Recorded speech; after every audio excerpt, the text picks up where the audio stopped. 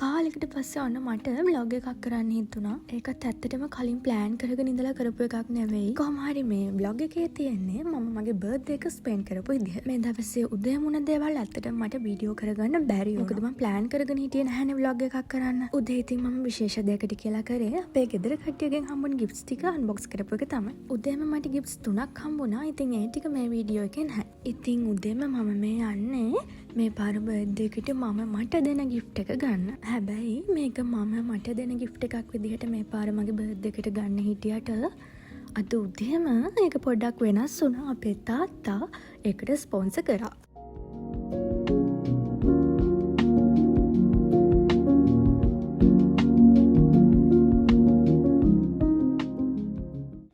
කොහොම හරි මේ පාර මම හිතුවා මගේ බර්ත්ඩේ එක දවසට මගේ ආගමට අනුව හොඳ දෙයක් කරන්න ඕනි කියලා. ඉතින් අපි මේ මුලින්ම යන්නේ ඒකට. ඒ ගැන නම් ලොකු වීඩියෝ ක්ලිප් එකක් ගත්තේ නැහැ මම. කොහොම වුණත් බර්ත්ඩේ එක දවසේම මේ වගේ දෙයක් කරන්න ලැබුණ එකට මට සතුටුයි.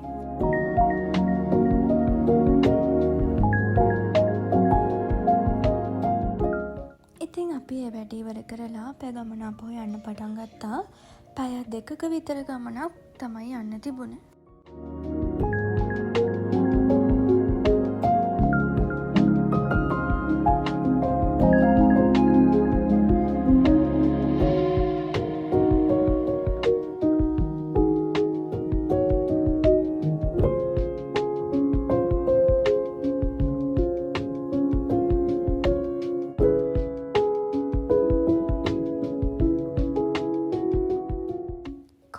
අපි හිතුවට ටිකක් කලින් හැටි ගෙහෙන් තිබුණා. ඒක නිසා අපි මුලින්ම මොනවා හරි කාලා ඉන්න හිතුවා. මෙතනින් අපි කෑම අරගෙන ඊළඟට ගියේ අපි ආපු වැඩේ කරගන්න. ඒ කියන්නේ මගේ gift එක ගන්න.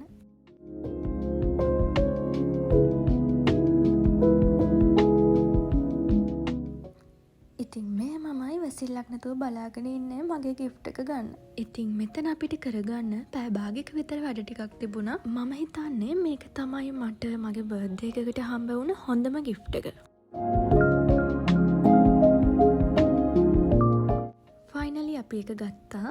මේක ගැන වැඩිපුර විස්තර මම දැන්ම කියන්නේ නැහැ.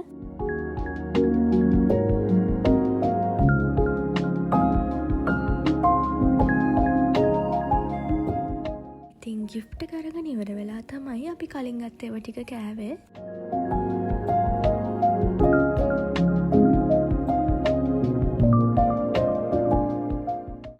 ඔන්න ඊට පස්සේ අපි ගියේ shopping කරන්න. ඇත්තටම මට මොනවත් ගන්න උවමනාවක් තිබුණේ නැහැ. ඒත් ඉතින් පොඩක් ඇවිදලා ඕනම දේවල් ටිකක් ගත්තා.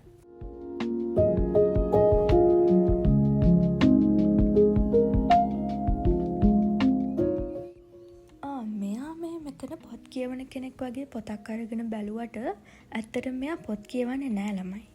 ඒ වුණාට මම නම් පොතක් තෝරගන්න ගියා. මෙතන ඇත්තටම ලොකු කලෙක්ෂන් එකක් තිබුණේ නැහැ. පොඩි පොත් ටිකක් තමයි තිබුණේ.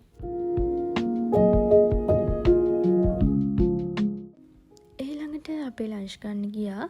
ඇත්තටම මට ලොකු බඩගින්නක් තිබුණෙත් නෑ. ඒත් ඉතින් කෑවා. මට පඩිගිරි නැති වෙලාවට කන එක එයාට වාසි ළමයි. මොකද මම ඉතුරු කරන ඒවා ටිකත් එයාට කන්න පුළුවන්. ඉතින් මේ වෙලාවේ උනේත් ඒ වගේ දෙයක්.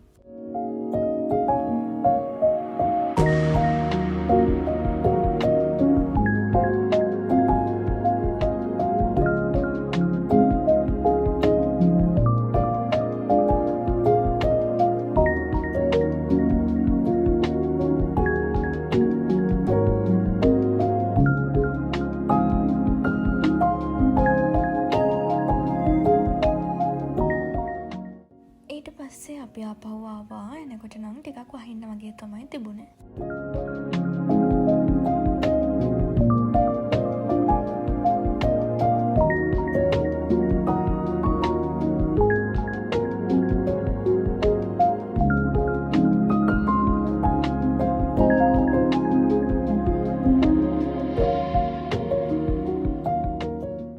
මේ අපි ඇවිත් ඉන්නේ මගේ බර්ත්ඩේ කේක් එක ගන්න.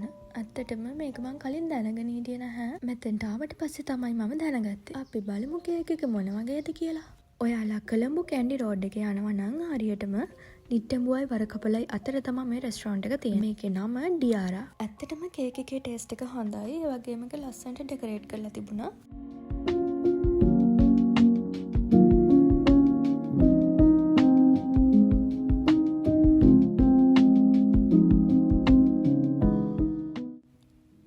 මේ එන්නේ කේක් එක අරගෙන.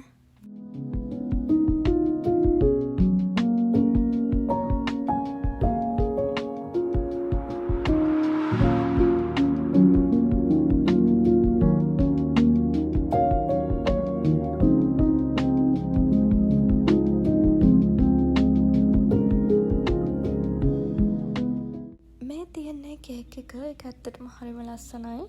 කොහොම වුණත් මම මේක කට් කරන වීඩියෝ එකක් නම් හරියට අරගෙන නැහැ. ෆොටෝස් ටිකක් විතරයි තියෙන්නේ.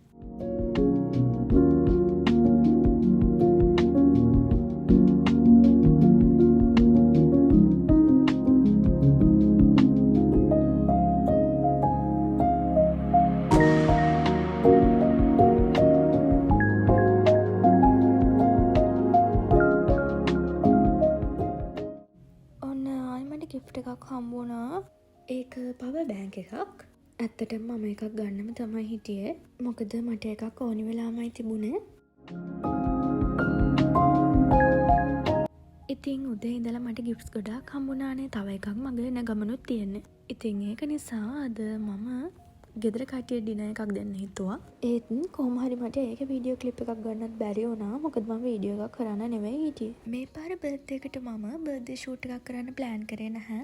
හැබැයි CN ස්ටුඩියෝ එකේ අයියාගේ අක්කාගේ අයිඩියා එකක් නිසා මේ පාර මම බර්ත්ඩේ ෂූට් එකක් කරා. ඉතින් ඒ දෙනාට තැන්ක්ස් කරන්න ඕනි. කොහොම වුණත් මම හිතනවා අද දවස මම සතුටින් ගෙවල් ඉවර කරා කියලා. ඒ වුණාට අවුරුද්දක් වයසට ගිහින්නේ. එහෙනම් තවත් අලුත් vlog එකකින් ආයෙත් හම්බ වෙමු.